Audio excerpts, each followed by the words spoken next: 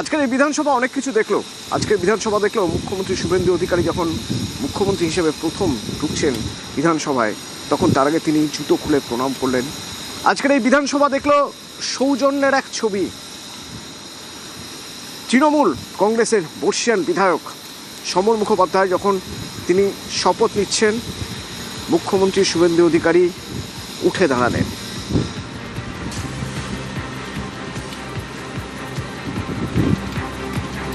আশীর্বাদ নিলেন তৃণমূল বিধায়কের।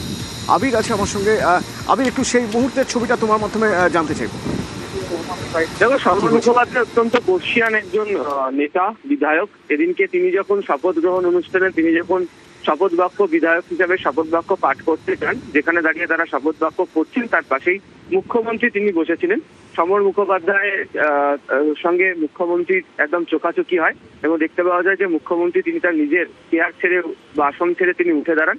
সমর মুখোপাধ্যায়ের সঙ্গে তার সৌজন্য বিনিময় হয় এবং সমর মুখোপাধ্যায়ের থেকে আশীর্বাদ মুখ্যমন্ত্রী শুভেন্দু অধিকারী তিনি গ্রহণ করেন। ফলে যে সৌজন্যতার যে ছবি সেটা আজকে দেখতে পাওয়া গিয়েছে।